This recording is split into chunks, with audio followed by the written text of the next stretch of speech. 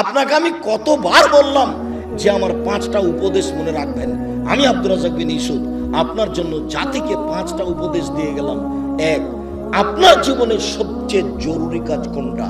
এর চেয়ে জরুরি কাজ পৃথিবীতে নেই, সেটা হলো সালাত, নামাজ।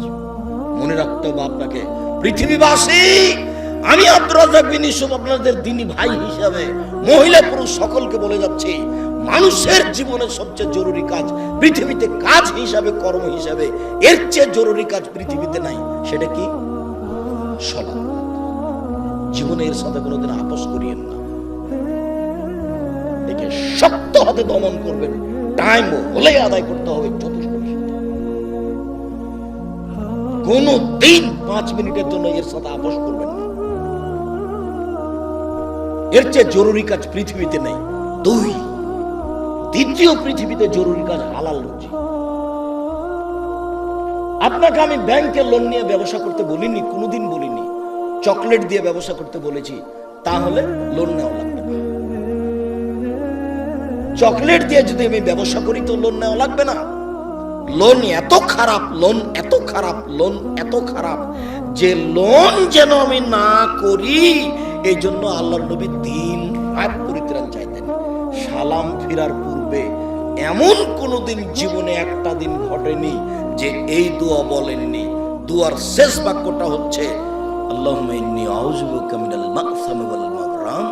তোমার কাছে বাঁচতে চাই বড় পাপ হতে, তোমার কাছে বাঁচতে চাই ঋণ কর্জ হতে, তোমার কাছে বাঁচতে চাই বড় পাপ হতে, তোমার কাছে বাঁচতে চাই ঋণ কর্জ হতে, তোমার কাছে বাঁচতে চাই বড় পাপ হতে, তোমার কাছে বাঁচতে চাই ঋণ কর্জ হতে। এই বাক্যটা না বলে তিনি কোনোদিন সালাম ফিরেননি। এ কথা আয়েশা রাদিয়াল্লাহু তাআলা আনহা বলেন, হাদিস বুখারী মুসলিম। আর আপনি ব্যাংকে চাকরি করেন, এটাই খারাপ। আবার আপনি 30 লাখ টাকা লোন নিয়ে বাড়ি করলেন, ছেলে মেয়ের জন্য রেখে চলে গেলেন, আর জাহান্নামার যা মরার সাথে সাথে আপনাকে কবরে গুতাইতে লাগলো। আপনি একটু কিছু বুঝলেন না, হুঁচলার মতো দিন কাটাচ্ছেন। জাপানি ওইনের ভাষাতে যে বুদ্ধি দিয়ে কাজ করে না, বলে হুঁচলা, মোটা বুদ্ধি। একটু বিবেচনা করতে হবে না?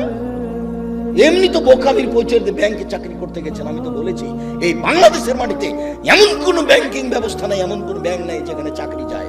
দেখি কোন মায়ের বেটা প্রমাণ করতে পারে। ব্যাংকে টাকা রাখা আর ব্যাংকে চাকরি করা দুটো এক নয়।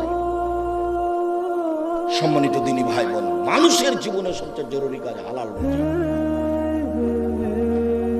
শ্বশুরের কাছে টাকা নিয়ে জীবিকা নির্বাহ করবেন না, ও কথা পুনরায় বলা লাগবে না।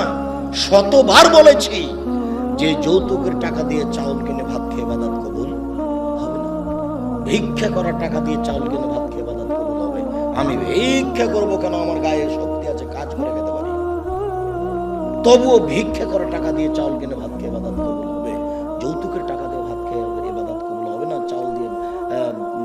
চাউল কিনে ভাত খেয়ে ইবাদত কবুল হবে না। ওটা হারাম টাকা। যৌতুক শ্বশুরকে ফেরত দিতে হবে, ওটা ভুলে গেছে। আর আগামীকাল সন্ধ্যা হতে হতে এই ছেলে, তোমাকে বলেছি শতবার, তোমার বাপ যেন তোমার ফুফুকে জমি ফেরত দেয়, হিসাব করে ভাগ করে দেয়। আগামীকাল সন্ধ্যা হতে হতে আপনি বোনের জমি দিয়ে দিবেন। আপনার বাপ মরা 10 বছর হলো। বোনের জমি মানে পরের জমি। পরের জমি খান কেন? শরম হয় না? আপনার ভাগ্য আল্লাহ লিখে দেননি? বাপ মারা গেছে, আপনি জমির ভাগ নেবেন, আপনার বোন জমির ভাগ নেবে। আপনি নিবেন সকালে আর আপনার বোন নিবেন বিকেলে, এরকম কথা কি না? একসাথে। তা আজ পর্যন্ত জমি আপনার কাছে কেন? আপনাদের 4 ঘাট কোন দিক থেকে